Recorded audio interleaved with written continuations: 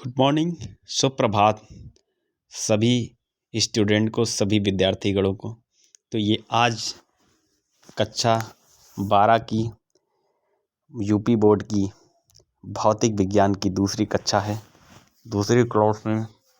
तो ज़्यादा ना बात करते हुए हम वन बाय वन सभी टॉपिक के ऊपर बात करेंगे। जैसे पहला चैप्टर हम बात करें विद्युत आवेश उसका क्षेत्र। तो पहला प्रश्न है वैद्युत आवेश किसको कहते हैं। देखो, आवेश क्या होता है। आवेश किसी वस्तु का वह गुण होता है जिसके कारण वो विद्युत में प्रभाव का अनुभव करता है, विद्युत में प्रभाव का अनुभव करता है। वहीं आपका क्या होता है, आवेश होता है। आवेश किस प्रकार की राशि है, एक अदिश राशि है और इसका मात्रक कूलाम होता है। सबसे पहली चीज, आवेश क्या होता है। जैसे मान के चलो, ठीक है,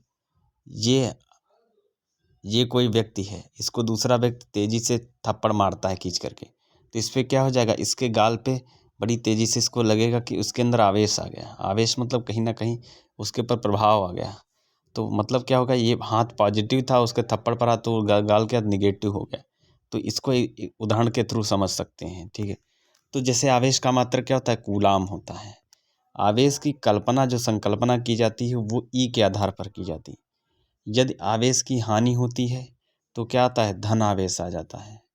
मतलब क्या किया, धन आवेश आ गया। ऐसे आवेश की हानि हो रही, मतलब हमने थप्पड़ मारा तो हमारा हाथ गर्म हो गया, मतलब हमारे वहाँ से कुछ ना कुछ हमारी ऊर्जा बर्बाद हुई, तो हानि हुई।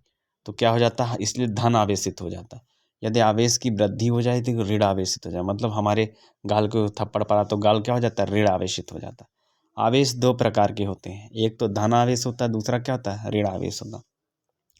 धन आवेश होने पर इलेक्ट्रॉन की हानि होती है और ऋण आवेश जितना आएगा उसके इलेक्ट्रॉन की क्या हो जाएगी, वृद्धि हो जाएगी।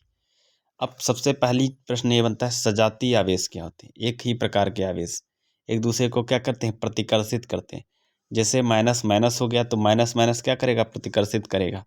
और विजातीय आवेश एक दूसरे को आकर्षित, जैसे प्लस माइनस हो गया तो एक दूसरे को क्या करेंगे, आकर्षित करेंगे। तो विजातीय मतलब विपरीत आवेश, एक प्लस दूसरा माइनस, ठीक है, तो उसको क्या करेंगे, वो प्रतिकर्षित करेंगे। सब दूसरा प्रश्न, आवेश का मात्रक क्या होता है। जैसे आई बराबर क्यू अपान टी। आवेश का मात्रक कूलाम होता है और समय का मात्रक क्या होता है, सेकेंड। तो आवेश का मात्रक क्या हो जाता है, कूलाम। इसके बाद अगली स्लाइड के ऊपर आते हैं। सीजीएस पद्धति में आवेश का मात्रक क्या होता है, कूलाम होता है। और एक कूलाम बराबर 3 × 10⁻9 स्टेट कूलाम होता है। विद्युत चुम्बकीय मात्रक एएमयू होता है। एक कूलाम बराबर 1/10⁻1 एमयू। सबसे छोटा मात्रक फ्रैंकलिन होता है, सबसे बड़ा मात्रक फैराड होता है। एक फैराड बराबर 9,065 कूलाम होता है। इसके कुछ, एक माइक्रोफैराड में 10⁻6 कूलाम होते, एक नैनो में 10⁻9 कूलाम होते, पिको में 10⁻12 और मिली माइक्रो में ये आपकी 10⁻3 होते हैं। जैसे आवेश के मूलभूत गुण क्या होते हैं, बस सबसे पहला, आवेश संरक्षण क्या होता है। संरक्षण के नियम अनुसार क्या होता है, किसी विलगित निकाय में कुल आवेश क्या रहता है, नियत रहता है। मतलब इस पे कितना आवेश है, तो आवेश से क्या रहेगा, नियम। मतलब 5 है, 5 कूलाम, तो 5 कूलाम क्या रहेगा, फिक्स रहेगा। अब इतना ही आवेश उसके ऊपर हो सकता है। आवेश की योग्यता, योग्यता क्या होती है, किसी निकाय का जो कुल आवेश होता है विभिन्न अवयवी कणों पर भिन्न भिन्न होता है और इनके आवेश के बीजगणितीय योग के क्या होता है, बराबर होते हैं। एक पर प्लस, दूसरा माइनस, दूसरा प्लस, तीसरा माइनस। तो ऐसे करते करते टोटल क्या होता है, एक उनका प्लस के बराबर होता है। इसके बाद आवेश का क्वांटमीकरण क्या होता है। क्वांटमीकरण सिद्धांत के अनुसार किसी वस्तु पर आवेश का पूर्ण गुणक होता है, उसे मूल आवेश कहते हैं और मूल आवेश को ई से प्रदर्शित करते हैं। इसके बाद अगली स्लाइड के ऊपर आते हैं, तीसरी स्लाइड। यह गुण आवेश का क्या होता है, प्रकृति। यह आवेश का क्वांटीकरण कहलाता है। जैसे एन, जहाँ पर एन क्या, स्थानांतरित इलेक्ट्रॉनों की संख्या, कितने इलेक्ट्रॉन वहाँ से ट्रांसफर हुए। जैसे हमने खींच के थप्पड़ मारा तो हमारे हाथ से कितने इलेक्ट्रॉन उसके गाल के ऊपर गए।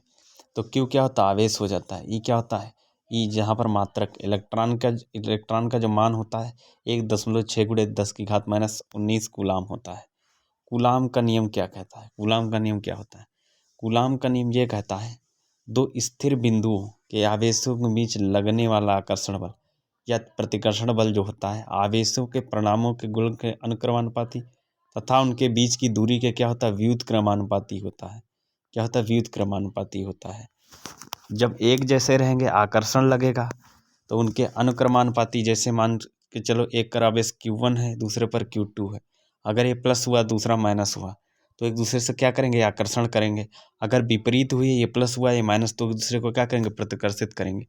तो इनके बीच लगने वाले बल के क्या होता है, अनुक्रमानुपाती होता है, आवेशों के गुण। तो Q1 Q2 आवेश होते हैं, उनके बीच कार्यरत आकर्षण प्रतिकर्षण बल का जो परिणाम होगा F बराबर Q1 Q2 upon R square. ये R1 R दूरी पर रखे, R1 ही R दूरी पर। अब जब ये कांस्टेंट हटाएंगे तो यहाँ पर K आ जाएगा। K जो आ जाएगा वहीं आपका क्या होता है, समानुपाती नियतांक होता है, इसे कूलाम नियतांक भी कहते हैं। यही क्या होता है, आप कूलाम का नियम होता है। इसके बाद अगली स्लाइड के ऊपर आते हैं, स्लाइड नंबर आपकी 4। देखो के का मान होता है, दो बातों पर निर्भर करता है, एक मात्रा की पद्धति पे ऊपर, दूसरा आवेश के माध्यम के ऊपर। ठीक, स्थिर वैद्युत के अध्ययन के लिए आजकल एसआई पद्धति का प्रयोग किया जाता है। ठीक है, जब दो आवेश निर्वात में होते हैं, जहाँ कोई वायु नहीं होती, वहाँ के का मान 9×10⁹ होता है, जिसको के बराबर 1/4 म्यू नॉट लिखा जाता है। इसे कूलाम का नियम कहा जाता है। तो F बराबर 1/4 Q1 Q2 upon R square. E not equal to, जिसको बोलते हैं निर्वात वैद्युतशीलता बोलते हैं, इसको क्या बोलते हैं, निर्वात विद्युतशीलता। और ई नॉट का मात्रक क्या होता है, विमा होता है, इसका आंकिक मान होता है। तो E naught is equal to 1/4 Q1 Q2 upon FR square हो जाता है। इसको बोलते हैं कूलाम। कूलाम स्क्वायर हो जाएगा, कूलाम का न्यूटन पर मीटर स्क्वायर। इसके बाद अगली स्लाइड के ऊपर आते हैं, स्लाइड नंबर 5। विमा निकालेंगे, Q1 की होती है 80 और बल की ALT की घात MLT के -2 और L स्क्वायर हो जाती है त्रिज्या के। तो विमा इसकी ये निकल करके आ जाएगी। तो 1/4 का मान होता है 9×10⁻9 न्यूटन पर मीटर स्क्वायर कूलाम हो जाता है। ये इसका मान निकल करके आ जाता है। CGS पद्धति में निर्वात में जो मात्रक होता है F Q1 Q2 upon R square. जब हम आवेश को निर्वात स्थिति में रखते हैं तो इस स्थिति में जो निर्वात की वैद्युतशीलता होती है के स्थान पर उस माध्यम की वैद्युतशीलता F माध्यम बराबर 1/4 epsilon not Q1 Q2 upon R square.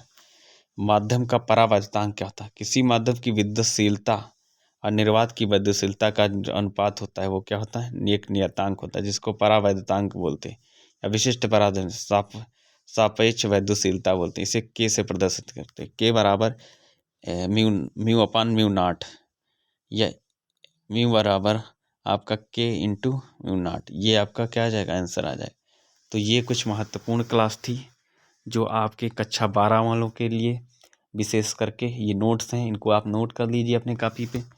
तो इसी टाइप से आपको प्रश्न परीक्षा में लिखने हैं, ऐसे ही बना कर बढ़िया राइटिंग्स के अंदर, जिससे आप एक अच्छे नंबर्स गेन कर सकें। ठीक, और हमको कमेंट करके ज़रूर बताइएगा कि हमारी क्लास आपको ये कैसी लगी। आप कमेंट करके अपनी प्रतिक्रिया जरूर व्यक्त कीजिए। इसी तरीके से आप अपना सहयोग और प्यार इस परिवार के ऊपर, इस यूट्यूब चैनल के ऊपर बनाए रखिए। मेहनत, ईमानदारी और लगन के साथ पढ़ाई करते रहिए।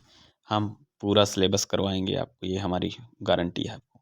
जय हिंद, जय भारत दोस्तों।